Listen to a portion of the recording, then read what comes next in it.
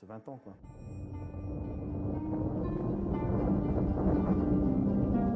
Bien connaître les objets qui gravitent dans la ceinture d'astéroïdes est un enjeu majeur pour notre propre sécurité. Régulièrement, des fragments nous atteignent, plus de 100 000 tonnes chaque année. Ce sont des météorites, des objets pour la plupart de petite taille. Mais il arrive que de plus gros passent entre les mailles du filet.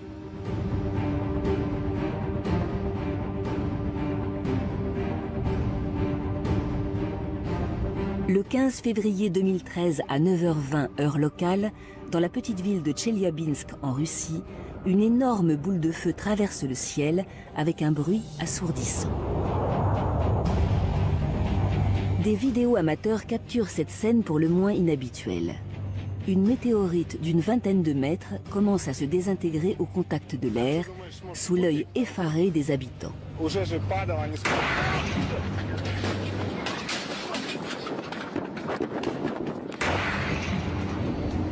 Une explosion de 30 fois la puissance de la bombe atomique d'Hiroshima l'a fait soudain voler en éclats à 5000 mètres d'altitude. L'onde de choc détruit d'innombrables bâtiments et fait plus de 1000 blessés. L'un des plus importants débris de la météorite a pu être retrouvé quelques mois plus tard. Un gros caillou d'environ 1 mètre de diamètre et de 570 kilos qui, bien heureusement, a fini sa course dans un lac.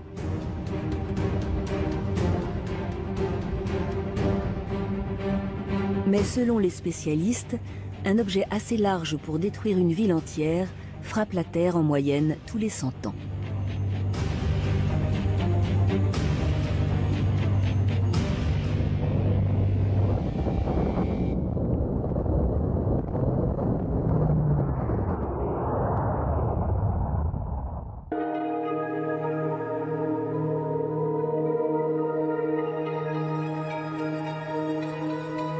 À présent, près de 10 000 astéroïdes ont été détectés dans le voisinage proche de la Terre. On les appelle les géocroiseurs. Ils s'approchent dangereusement de notre planète et croiseront notre chemin un jour ou l'autre. 1 millier d'entre eux feraient plus d'1 kilomètre de diamètre, de quoi détruire une région entière ou ravager un pays.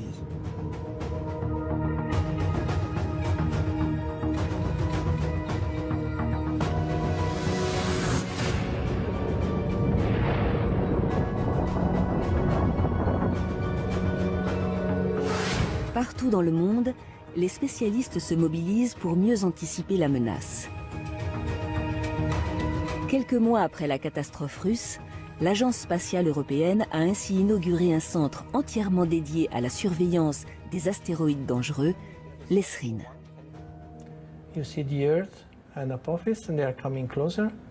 Depuis mai 2013, c'est ici, à Frascati, dans la banlieue de Rome, que sont centralisées les observations recueillies sur toute la planète. Objectif, mieux caractériser la menace. Regardons un peu les autres. Allons voir sur la page des risques. Voilà, ici c'est la liste depuis 8 jours. Et ça c'est le plus gros, 1 kilomètre. Ettore Perozzi est l'un des coordinateurs du programme. Avec ses collaborateurs, il effectue quotidiennement des calculs complexes pour anticiper le plus précisément possible la trajectoire des géocroiseurs. Une mission délicate, car si les planètes de notre galaxie tournent de manière régulière autour du Soleil, les astéroïdes, eux, suivent parfois des chemins beaucoup plus irréguliers.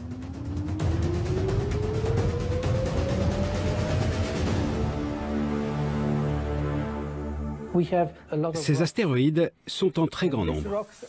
Ils gravitent tous autour du Soleil, tout comme les planètes. Cela peut durer des millions d'années. La plupart d'entre eux ne quitteront jamais la ceinture d'astéroïdes. Mais il y en a certains qui peuvent adopter un comportement chaotique. Ils peuvent en quelque sorte changer subitement de dynamique, ce qui va leur donner une trajectoire très excentrée. Et plus leur trajectoire est excentrée, plus ils se rapprochent du Soleil. Et en se rapprochant du Soleil, ils peuvent ainsi croiser l'orbite des planètes. Dans certaines régions de la ceinture principale, l'orbite des astéroïdes peut être déséquilibrée par la force de gravitation des planètes les plus proches. Ainsi, les objets les plus extérieurs sont soumis à l'attraction de la géante Jupiter et se déroutent doucement vers elle. Pour ceux les plus à l'intérieur, au contraire, c'est Mars qui va jouer son rôle d'appât. De manière continue sur des centaines de millions d'années, ce phénomène perturbe leur trajectoire, initialement circulaire autour du Soleil. Et lorsque leur nouvelle course les emmène à portée de la Terre, le phénomène se répète. Ces astéroïdes deviennent des géocroiseurs.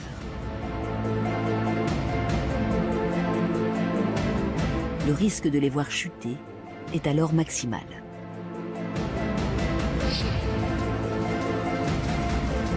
À cela s'ajoutent d'autres données encore plus difficiles à estimer depuis la Terre.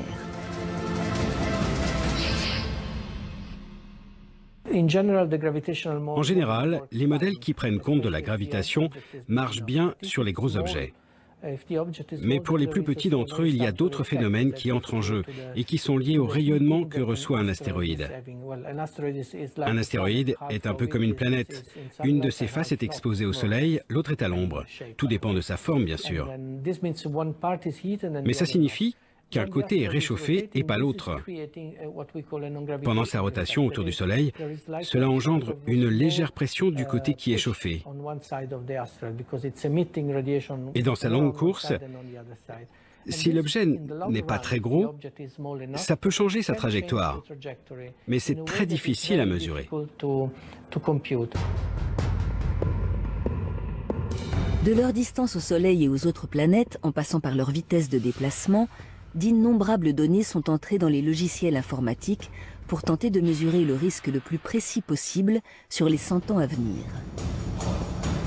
Il y a quelques années, un astéroïde a fait la une des journaux du monde entier.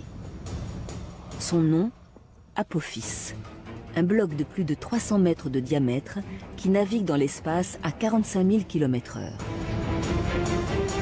Pour Gerhard Drolshagen, en charge du programme de surveillance, lors de sa découverte en 2004, tous les voyants étaient au rouge. Quand on l'a découvert, il y avait une très importante probabilité qu'il frappe la Terre. Ça atteignait à un moment une chance sur 40. Et le danger, c'est que si un objet de cette taille, environ 300 mètres ou plus, touchait la Terre, cela causerait une catastrophe régionale. On peut imaginer qu'un pays comme la France ou l'Allemagne soit complètement détruit. Et cela causerait des dommages dans toute l'Europe si cela venait à se produire. Alors immédiatement, tous les télescopes ont été mis à contribution pour recueillir le maximum d'informations sur son orbite, mais aussi pour mesurer sa taille précisément. Et finalement, nous avons trouvé que le risque de collision que l'on pensait pour avril 2029 n'aurait pas lieu. Mais il reviendra 7 ans plus tard. Et là encore, il y a toujours un risque qu'il impacte la Terre.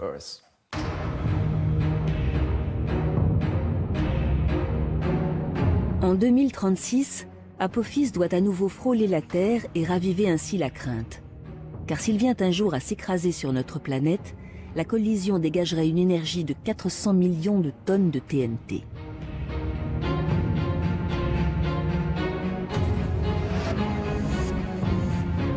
Mais heureusement, pour l'heure, le risque d'impact a été revu à la baisse. Il serait désormais d'1 sur 1 million.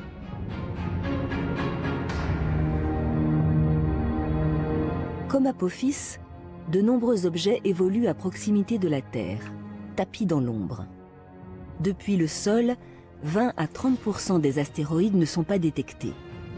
Les agences spatiales internationales tentent donc d'améliorer la surveillance de cette menace invisible.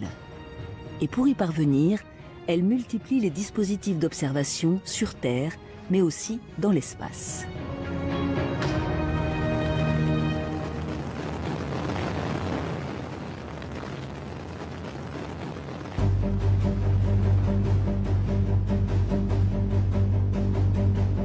En Europe, le satellite Gaia, et avant lui, Hayabusa, la sonde japonaise.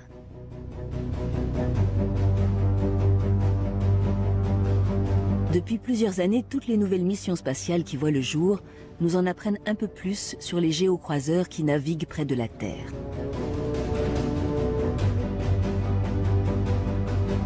En 2009, à la NASA, les scientifiques du Jet Propulsion Laboratory lancent la mission WISE. Une sonde placée en orbite de la Terre et dotée d'un télescope infrarouge capable de voir dans l'obscurité. À ce jour, elle a détecté 34 000 nouveaux astéroïdes dans la ceinture principale et 135 géocroiseurs au voisinage de la Terre. Dans le même temps, d'autres chercheurs tentent d'anticiper les dégâts que provoquerait une collision.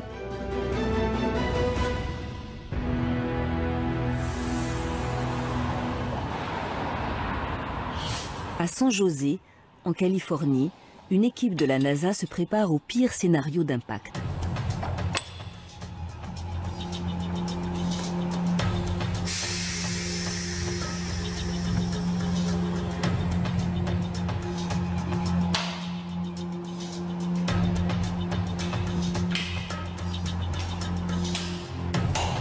Ce dispositif de plus de 4 mètres de haut a été surnommé le Big Gun, le pistolet géant.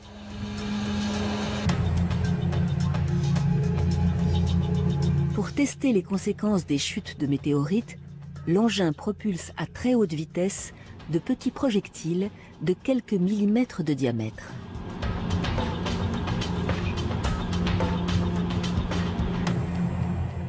Depuis 33 ans qu'il fait ses armes ici, Peter Schultz est devenu l'expert en balistique des cratères.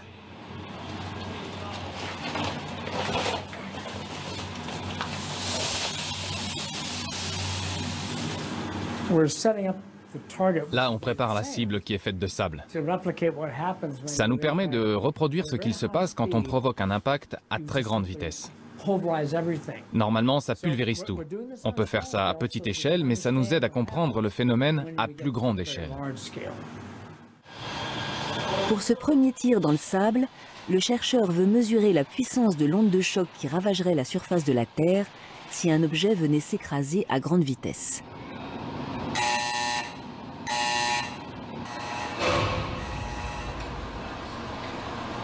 Ok, on a quelque chose. Dans la salle de contrôle, l'impact est filmé sous tous les angles par des caméras qui captent jusqu'à 1 millier d'images par seconde.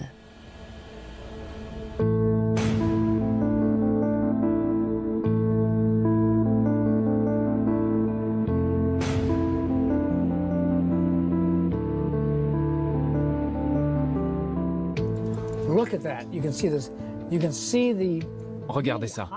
Vous voyez toute cette matière qui s'échappe, tout ça c'est brûlant. Et ici, la matière a été projetée comme ça, vers l'avant. Ça a été tellement chauffé que des grains de sable sont entrés en fusion.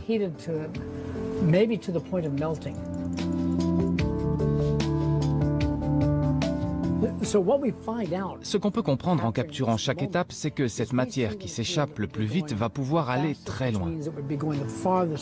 Donc même pour un impact avec un angle de 45 degrés, il faut s'attendre à beaucoup de matière qui s'échappe et qui touchera de larges territoires à la surface de la Terre.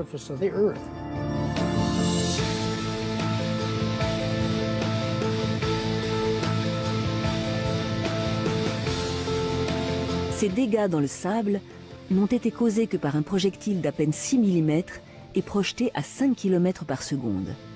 C'est la vitesse de croisière de certains astéroïdes qui nous frôlent.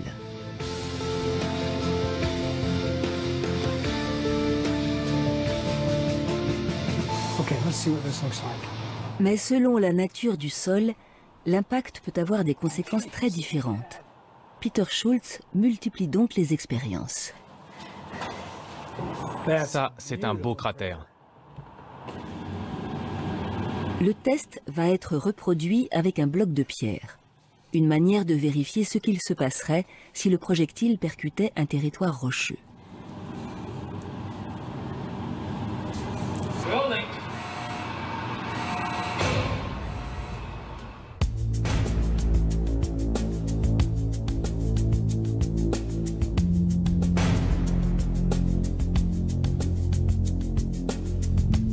Le choc est si puissant que de gros débris sont expulsés à une vitesse de 54 000 km/h. Et au point d'impact, la température atteint plus de 300 degrés.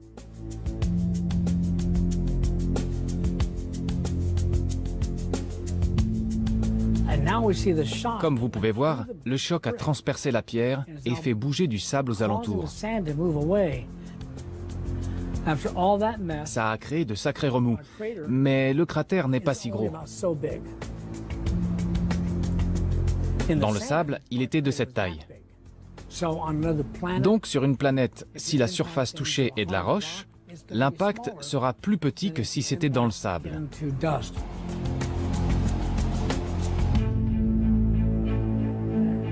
Les résultats de ces expériences menées à petite échelle peuvent être transposés aux conditions réelles.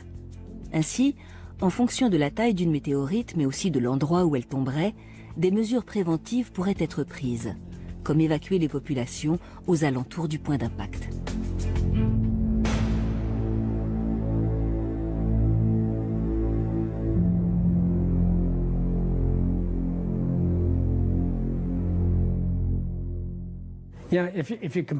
Si on compare des tailles de 100 mètres, 1 km ou 10 km, les effets seront radicalement différents. Un objet de 100 mètres va causer un cratère. Il y aura énormément de débris qui vont gagner l'atmosphère. Les plus gros d'entre eux retomberont, mais toute cette matière va créer d'énormes nuages qui occulteront le soleil temporairement dans certaines régions. Mais les choses s'arrangeront.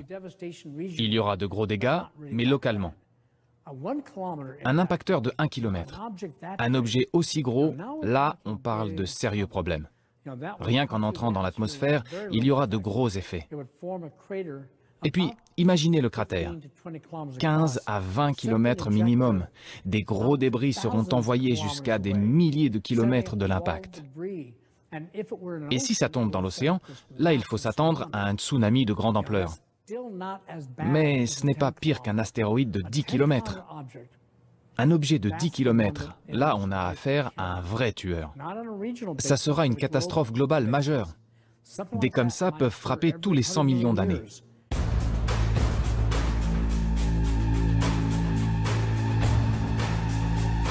Un peu partout à la surface du globe, ces mastodontes venus du ciel ont autrefois laissé d'énormes cicatrices.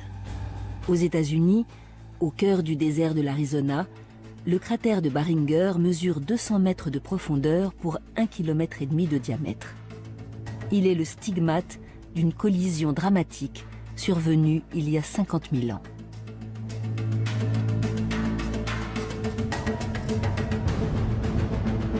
Non loin de là, le cratère du Yucatan est enfoui sous les sédiments et les eaux dans le golfe du Mexique. Il y a 65 millions d'années, une météorite de 10 km a frappé la Terre de plein fouet.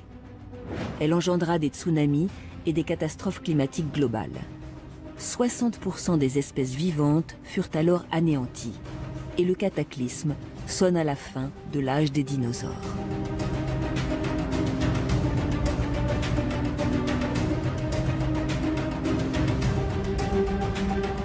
De tout temps, ces collisions ont aussi modifié l'ensemble de notre système solaire.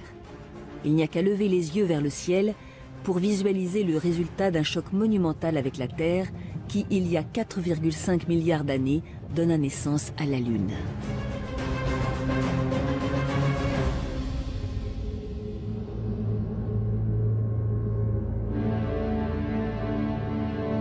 Ces catastrophes passées nous rappellent à quel point nous sommes vulnérables face à ces cailloux tombés du ciel. Mais comment l'humanité peut-elle se protéger? Que faire pour survivre à un impact annoncé? Depuis plusieurs années, la communauté scientifique se mobilise. Son objectif?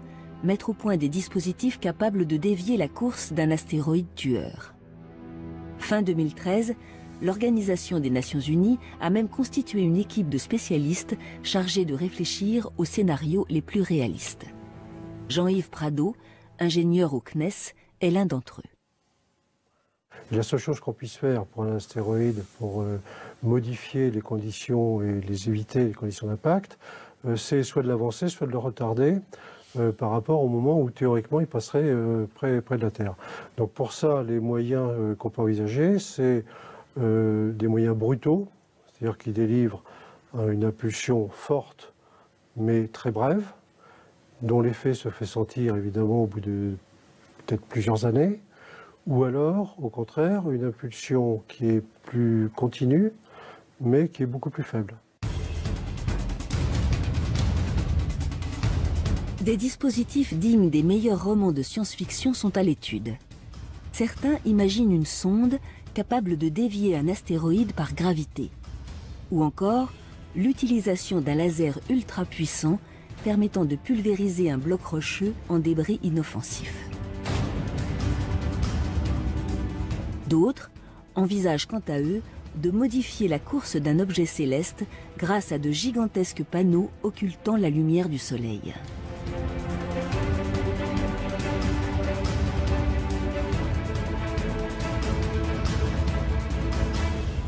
Un astéroïde est chauffé par le Soleil, il n'a pas d'atmosphère, donc les différences de température à sa surface sont très importantes, 400 degrés d'écart entre les points les plus chauds et les points les plus froids. Pour refroidir les parties les plus chaudes, il suffit d'intercaler à quelques centaines de mètres ou quelques kilomètres une surface ou un filet ou quelque chose qui tamise, qui réduise la quantité d'énergie reçue par le sol de l'astéroïde, du Soleil, donc qui permettent de modifier et de refroidir. Modifier l'éclairage reçu par un astéroïde permettrait de freiner légèrement sa course. Ainsi, il frôlerait simplement la Terre au lieu de la cogner de plein fouet. Mais pour être efficace, toutes ces missions de déviation devraient être lancées plusieurs décennies à l'avance. Or, dans bien des cas, la menace n'est pas détectée aussi précocement. En cas d'urgence, une solution bien plus radicale pourrait être envisagée.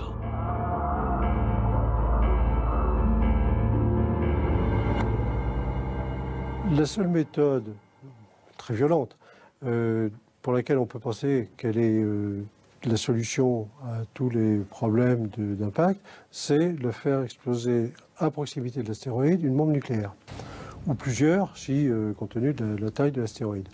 Évidemment, ça pose des problèmes éthiques et juridiques, puisque l'envoi dans l'espace d'éléments nucléaires est interdit par tous les traités internationaux des Nations Unies.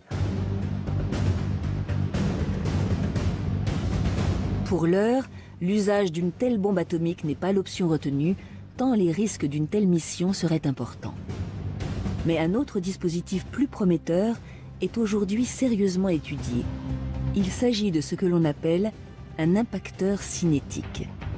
Son principe, percuter un astéroïde à plus de 30 000 km/h.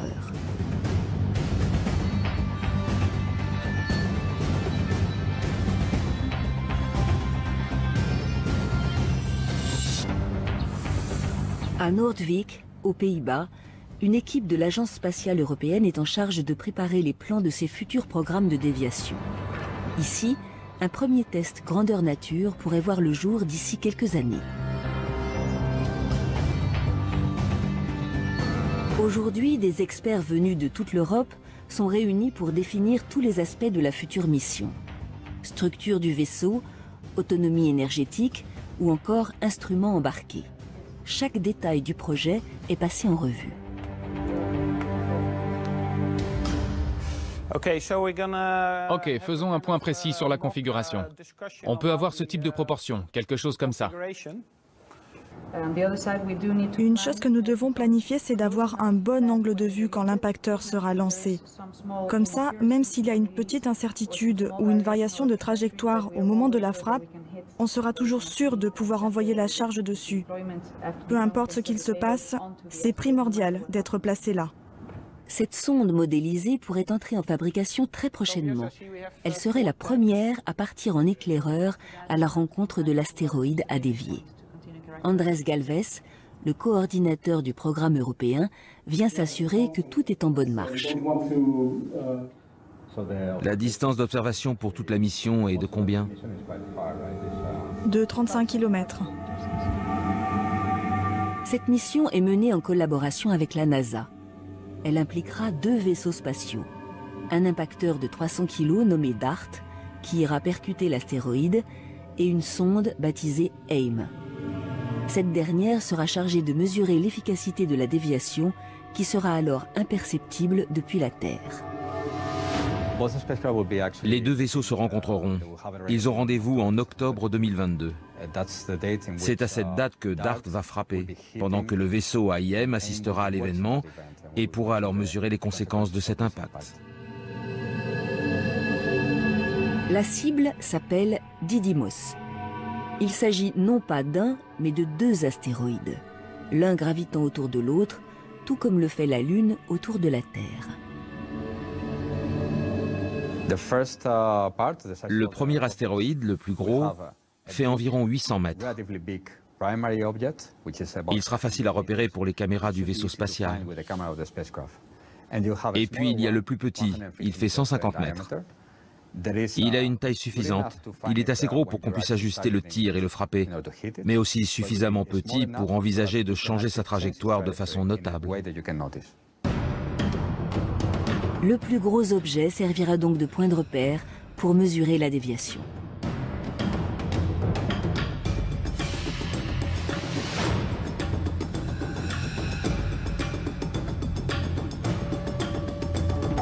Si la mission est un succès, de nombreux autres géocroiseurs pourraient un jour être déroutés, à condition bien sûr qu'ils ne soient pas trop gros.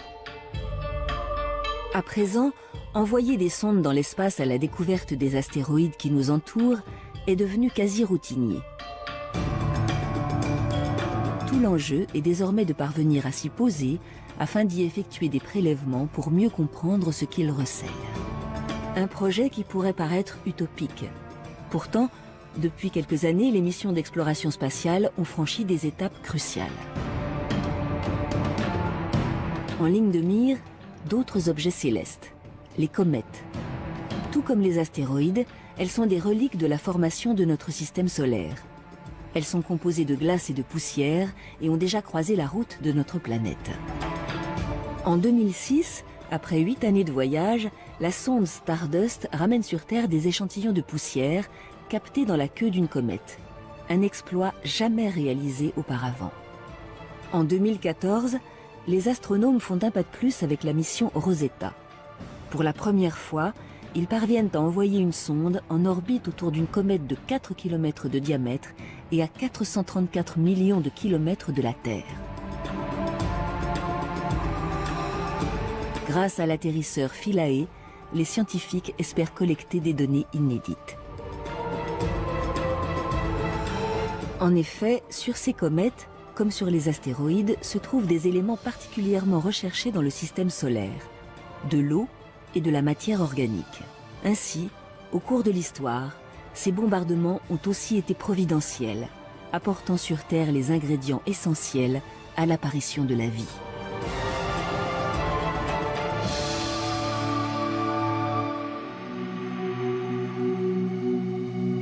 Connaître la composition de ces objets pourrait permettre de comprendre l'évolution de notre planète, de l'apparition des océans à celle des premières bactéries. Mais ces corps renfermeraient aussi bien d'autres richesses. Pour les étudier, les scientifiques disposent d'échantillons à portée de main, des météorites ramassés aux 4 coins du monde.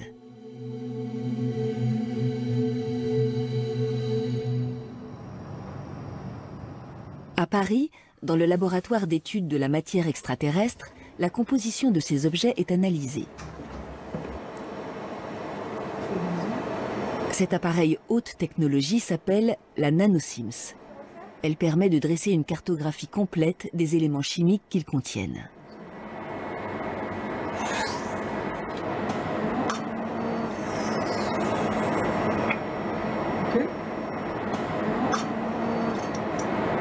L'échantillon est mis à l'intérieur.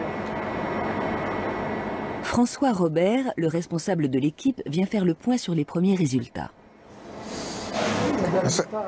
Ça c'est tous les résultats de la nuit. Intéressant, ouais. Et là, ça commence 8-10-5 et ça finit 8-10-5. Le nickel, c'est à peu près la même concentration dans la théanite et la calcite. Non, c'est pas obligé. Du nickel, du platine, du palladium. Tous ces éléments qualifiés de métaux rares sur Terre sont très souvent décelés dans les météorites. Et les concentrations de ces éléments s'avèrent bien plus importantes que dans les roches terrestres.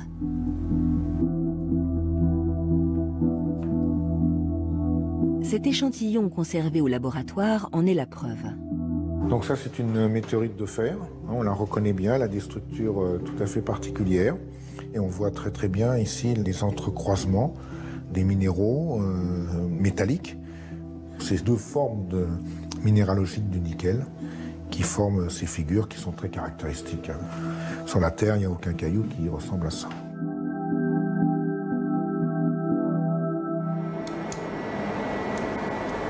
En effet, il y a 4,6 milliards d'années, lors de la formation de la Terre, ces métaux ont migré vers le noyau de la planète.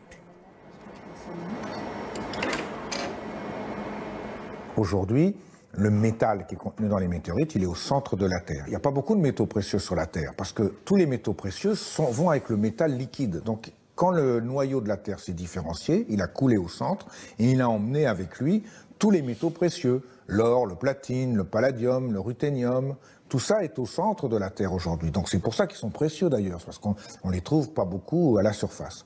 Dans les météorites, ils sont présents en abondance qu'on appelle l'abondance solaire, c'est-à-dire une abondance 100 à 1000 fois quand même l'abondance des roches terrestres habituelles. Tous ces éléments sont présents dans nos objets quotidiens, les batteries, les smartphones ou encore les ordinateurs. Mais à la surface de la Terre, les faibles ressources minières s'épuisent inexorablement. Une solution serait donc de pouvoir les exploiter directement dans les astéroïdes. Certains d'entre eux pourraient être des blocs de métaux purs, avec à leur surface des concentrations d'or et d'argent et de bien d'autres éléments rares dépassant largement les ressources terrestres. Aux États-Unis, plusieurs jeunes start-up se sont lancés dans ce bon filon.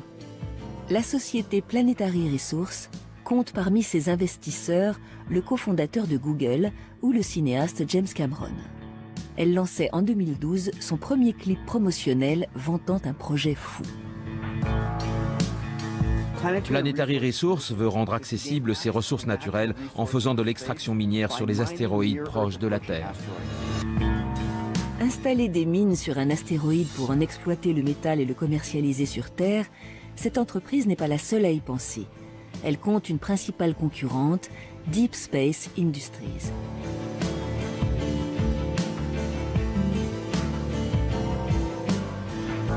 Elle a été créée début 2013 par un ancien astronome et ses locaux côtoient le campus technologique de la NASA en Californie. Une dizaine d'ingénieurs travaillent sur ces projets faramineux, parmi eux Daniel Faber, responsable du développement des futures missions. Ce sera vraiment un business incroyable. La raison à cela, c'est que les ressources qu'on peut trouver sur ces astéroïdes représentent plus de matière que tout ce qui a déjà été exploité à présent à la surface de la Terre. Sincèrement, une fois que les infrastructures pour y accéder seront construites, il y aura un énorme boom. Tout ce marché va faire des gens millionnaires, et même les premiers trillionnaires. Ce qu'on va faire, c'est choisir certaines classes d'objets, ceux qui possèdent les matériaux qu'on recherche, mais aussi ceux qui sont le plus près de la Terre, et donc plus accessibles et plus économiques. L'exploitation des ressources contenues dans 1 km³ d'astéroïdes pourrait rapporter 5 000 milliards de dollars. Un marché immense s'offre à ces sociétés pionnières. Dans quelques années, elles prévoient d'ailleurs de lancer leur propre mission spatiale. On doit aller plus loin que les observations que l'on a pour vérifier si la composition correspond à ce que l'on attend. Et on devra mettre en place de nouveaux modèles en fonction de ce qui s'y trouve et des propriétés des matériaux qui les constituent. Donc, le premier objectif de Deep Space Industries est de lancer la mission Firefly pour aller voir et comprendre ce qu'il y a dessus. Ces petits vaisseaux de 30 cm de long seront chargés de repérer les astéroïdes les plus prometteurs dans le voisinage de la Terre. Si cette première étape fonctionne, d'autres missions verront le jour.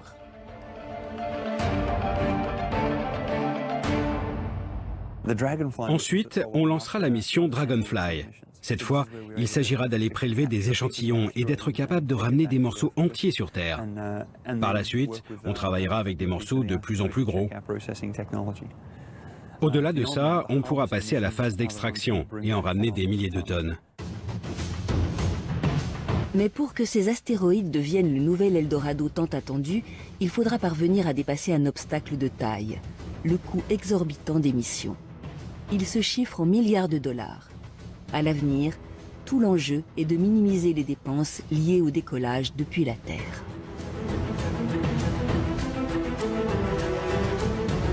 Ces plans ne sont pas vains pour autant. Depuis des années, les scientifiques rêvent à des machines toujours plus futuristes qui permettraient de repousser les frontières de l'espace.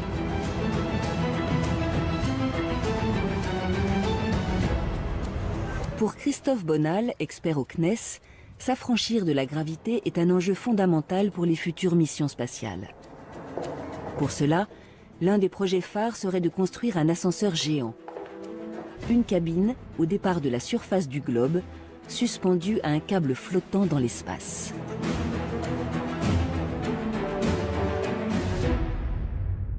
Le concept, c'est pas on monte pas une tour depuis la surface du globe jusqu'à l'orbite. Au contraire, ce qu'on fait, c'est on place un gros satellite géostationnaire. Donc géostationnaire, c'est-à-dire qui semble fixe par rapport à la Terre, qui tourne en même temps que la Terre, donc à 36 000 km d'altitude, au-dessus de l'équateur. Voilà. Et à partir de ce satellite géostationnaire, on fait descendre un câble qui va descendre jusqu'à la surface du globe. À la surface du globe, on l'accroche, par exemple, sur une plateforme pétrolière. Ce câble, qui mesure pas moins de 36 000 km de long, est extrêmement lourd. À cause de la gravité terrestre qui l'attire vers la surface, il ne pourrait pas rester tendu en altitude bien longtemps.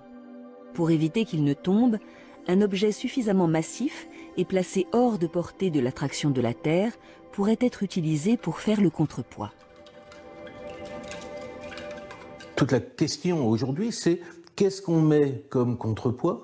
Certains ont proposé de mettre un petit astéroïde, par exemple, comme contrepoids, de manière à garantir que le centre de gravité de l'ascenseur spatial soit au bon endroit.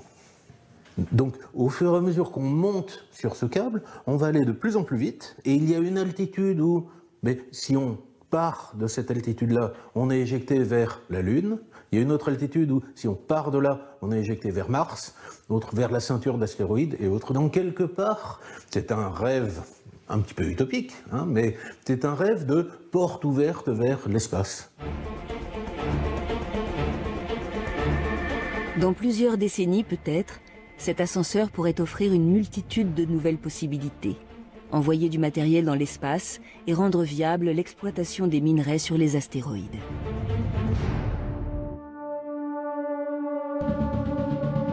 Une autre étape fondamentale de la conquête spatiale serait de transporter des hommes jusqu'à ces corps lointains.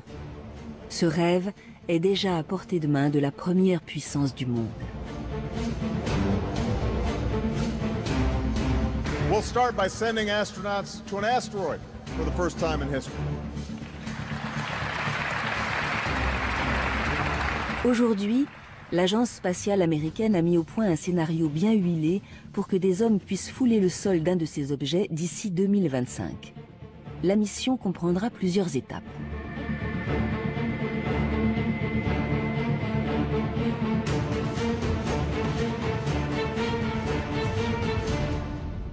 L'idée serait de capturer un petit astéroïde, on parle de 7 ou 8 mètres de diamètre, l'enfermer dans une espèce de filet, faire toute une trajectoire extrêmement complexe pour l'emmener à proximité vers chez nous, typiquement autour de la Lune. Là, il pourra y avoir une mission, un vol habité, avec des hommes qui iraient explorer, qui iraient étudier l'astéroïde in situ. Un vaisseau qui prendrait dans son filet un astéroïde pour le tracter jusqu'à un point donné. Un tel projet semble tout à fait réalisable pour ce spécialiste. La mission en elle-même est extrêmement ambitieuse parce qu'extrêmement complexe, mais ne s'appuie que sur des technologies dont on dispose déjà aujourd'hui. Hein, c'est le lanceur lourd SLS est en cours de développement en ce moment. Son premier vol est prévu, je crois, en 2019. La capture de l'astéroïde proprement dit est un peu complexe, mais fait appel qu'à des techniques qui sont déjà connues. Donc, il n'y a pas réellement de difficultés autres que financières et décisionnelles et politiques, comme d'habitude. Déjà, des sessions d'entraînement en apesanteur sont organisées pour préparer les futurs astronautes à des conditions qui ne ressembleront à aucune autre. Des températures extrêmes, une force de gravité proche de zéro et des dizaines de mètres cubes de roches à explorer. Si cette mission voyait le jour, ce serait une toute nouvelle ère de la conquête spatiale qui s'offrirait au monde entier. En fonction de ce qu'on arrivera à trouver sur les astéroïdes, au fur et à mesure qu'on va aller les explorer, on pourra imaginer des scénarios permettant de se servir des ressources de ces astéroïdes. Je sais pas, peut-être qu'on peut récupérer de l'oxygène, voire de l'hydrogène, faire des carburants pour fusées, par exemple. Donc là, on pourrait imaginer de se servir des astéroïdes comme point intermédiaire vers des missions beaucoup plus lointaines et sur lesquelles on pourrait faire le plein, hein, ni plus ni moins. C'est crédible, c'est pas demain. Dans le futur, les astéroïdes seront de véritables tremplins pour les missions spatiales. Ils pourraient fournir un ravitaillement aux vaisseaux en route vers des contrées lointaines de l'espace et combler les carences minérales de la Terre grâce à leur abondante richesse.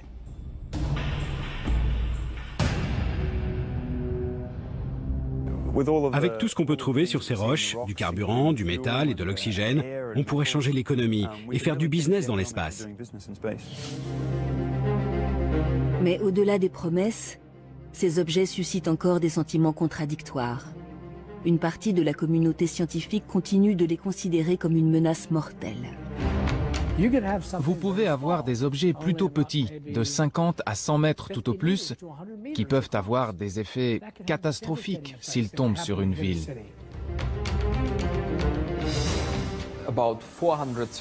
Environ 430 géocroiseurs sont connus et pourraient potentiellement frapper la Terre dans les 100 prochaines années.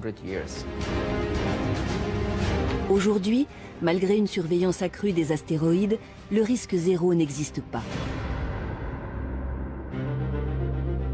Mais grâce aux scénarios les plus fous mis au point dans les agences spatiales, il est désormais possible d'imaginer en réchapper. C'est une démonstration pour prouver que nous pouvons le faire. Parce que le jour où cela se présentera vraiment, il faut être sûr que toutes les technologies seront prêtes. Les nouvelles connaissances et les progrès technologiques éloignent chaque jour un peu plus le danger. Mais qu'il s'agisse de dérouter des astéroïdes ou de les exploiter, la finalité de toutes les futures missions soulève aussi de nombreuses questions. Une déviation serait-elle dénuée de risques ? Où fixerons-nous les limites de l'exploration de ces objets ? Demain, les États, les agences spatiales et les sociétés privées lancées dans cette nouvelle conquête pourraient se disputer ces cailloux très convoités. Verrons-nous un jour de nouvelles frontières entre les nations se dessiner dans l'espace ? Ce sont ces enjeux éthiques, économiques et technologiques qu'il faudra dépasser à l'avenir pour faire de ces astres terrifiants le nouveau Graal.